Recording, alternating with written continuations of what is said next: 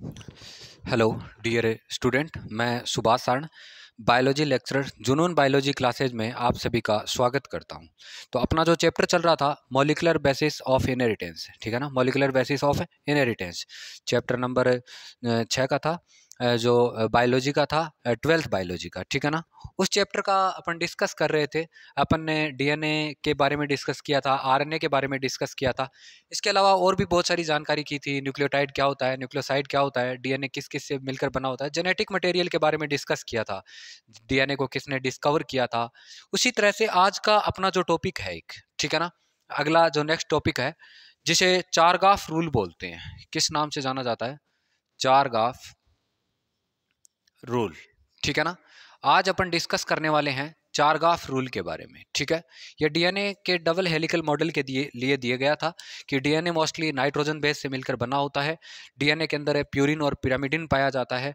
Purine 2 type का होता है, एडेनिन और ग्वानिन। जैसे पिरामिडिन की बात करें तो साइटोसिन, थाइमिन और यूरेसिल पाया जाता है, ठीक है ना। इसी तरह था, तो उसी के आधार पर एक रूल दिया गया, और ये रूल एक साइंटिस्ट था जिसका नाम था इरविन चारगाफ। क्या नाम था? इरविन चारगाफ, ठीक है ना। इन वैज्ञानिक ने इस रूल को दिया था डीएनए जो डबल हेलिक्स मॉडल है उसके अंदर नाइट्रोजन बेस प्रेजेंट होते हैं, ठीक है ना। उस नाइट्रोजन बेस के लिए ये रूल दिया गया था, जिसे किस नाम से जाना गया? चारगाफ रूल के नाम से, ठीक है ना। और ये किसने दिया था? इरविन चारगाफ नामक वैज्ञानिक ने दिया था। किसने दिया था? इरविन चारगाफ नाम के वैज्ञानिक ने दिया था। इसने ये बात बोली थी कि अगर किसी डीएनए के अंदर प्यूरिन होता है, अगर किसी डीएनए में जितनी अमाउंट के अंदर प्यूरिन होता है, उतनी अमाउंट के अंदर कौन होना चाहिए? पिरिमिडिन होना चाहिए, ठीक है ना, या पायरिमिडिन होना चाहिए। जितनी अमाउंट के अंदर कौन होगा? प्यूरिन होगा, उतनी अमाउंट के अंदर कौन होना चाहिए? पायरिमिडिन होना चाहिए। ये बात किसने बोली थी? इरविन चारगाफ ने बोली थी। इसके अनुसार एडेनिन का जो प्रतिशत है, एडेनिन का जो प्रतिशत होता है वो थाइमिन के, या अपन बोल सकते हैं एडेनिन का प्रतिशत थाइमिन के, ऐसे लिख सकते हैं, एडेनिन का परसेंट किसके बराबर होना चाहिए? थाइमिन के बराबर होता है। इसने यही बात बताई थी कि एडेनिन का जो परसेंट होता है वो किसके बराबर होता है? थाइमिन के बराबर होता है, ठीक है ना। या साइटोसिन का जो परसेंट होता है वो किसके बराबर होना चाहिए? ग्वानिन के बराबर होना चाहिए, ठीक है ना। तो ये बात किसने बोली थी? इरविन चारगाफ नामक वैज्ञानिक ने बोली थी।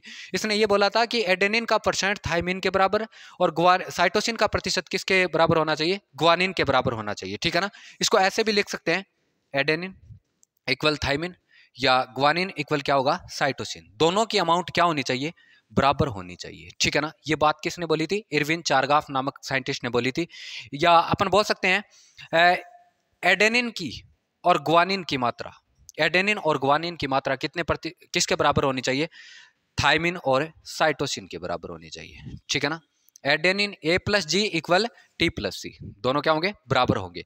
लेकिन ऐसा भी बोला जाता है कि एडेनिन की मात्रा A+T इक्वल, या अपन बोल सकते हैं A+T की मात्रा G+C के बराबर नहीं होती। A+T की मात्रा किसके बराबर नहीं होती?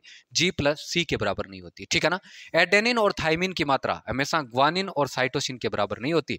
एडेनिन और ग्वानोसिन की मात्रा थाइमिन और किसके बराबर होती है? साइटोसिन के बराबर होती है। ये रूल किसने दिया था? चारगाफ, या इरविन चारगाफ नामक वैज्ञानिक ने दिया था। इसने क्या बोला कि प्यूरिन की मात्रा किसके बराबर होनी चाहिए? पायरिमिडिन के बराबर होनी चाहिए। या एडेनिन का प्रतिशत किसके बराबर होना चाहिए? थाइमिन के बराबर। साइटोसिन का प्रतिशत किसके बराबर होना चाहिए? ग्वानिन के बराबर होना चाहिए। या अपन बोल सकते हैं A=T या G=C, ठीक है ना। या A+T की अमाउंट एडेनिन और थाइमिन की अमाउंट ग्वानिन और साइटोसिन के बराबर नहीं होती, ठीक है ना। ये भी बात याद रखना। या बोला गया है एडेनिन और ग्वानिन की मात्रा किसके बराबर होनी चाहिए? थाइमिन और साइटोसिन। आपको ये पता है एडेनिन और ग्वानिन किस में आते हैं? प्यूरिन के अंदर आते हैं, ठीक है। जबकि साइटोसिन और थाइमिन किसके अंदर आते हैं? पायरिमिडीन के अंदर आते हैं, ठीक है ना। पायरिमिडीन के अंदर आते हैं, ठीक है। अब क्वेश्चन पूछ लिया जाता है, ऐसे कोई क्वेश्चन दे दिया जाता है कि एडेनिन की अमाउंट 20% है। एडेनिन की अमाउंट कितने प्रतिशत है? 20% है। तो पूछ लिया जाता है कि थाइमिन की अमाउंट कितनी है? अब बताओ, एडेनिन की अगर 20% है, या ऐसे बोल दिया जाता है एडेनिन की 20% है ठीक है, एडेनिन की 20% है तो साइटोसिन की अमाउंट कितनी होगी, ऐसा पूछ लिया जाता है। एडेनिन की 20% है तो साइटोसिन की अमाउंट कितनी होगी, तो ए बराबर कितने हैं 20, और एडेनिन के साथ कौन बाइंड होता है, थायमिन होता है, तो थायमिन की अमाउंट भी कितनी होगी 20 होगी। टोटल कितनी हो गई 40 होगी, 20 और 20 कितनी हो गई 40 होगी, बचा कितना 60% या 60% बचा है। अब आपको देखना है कि साइटोसिन और ग्वानिन की, हमेशा साइटोसिन किसके साथ बॉन्डिंग करता है, ट्रिपल बॉन्डिंग ग्वानिन के साथ, तो 60 बचे हैं, तो 60 में से साइटोसिन की कितनी आ जाएगी 30% आ जाएगी, क्योंकि दोनों का आधा हो जाता है। इसी हिसाब से इरविन चारगाफ ने डीएनए के लिए या डीएनए के डबल हेलिक्स मॉडल के अंदर एक रूल दिया था। उसने बोला था कि एडेनिन का अमाउंट हमेशा किसके बराबर होता है, थायमिन के बराबर होता है। साइटोसिन का जो प्रतिशत होता है वो किसके बराबर है, ग्वानिन के बराबर होता है। या बोल सकते हैं कि प्यूरिन की अमाउंट हमेशा पिरिमिडिन के बराबर होगी, ठीक है ना। जितना प्यूरिन होगा उतना ही कौन होना चाहिए, पिरिमिडिन होना चाहिए। ये बात किस साइंटिस्ट ने बताई थी, इरविन चारगाफ नामक वैज्ञानिक ने बताई थी। तो ये जो रूल था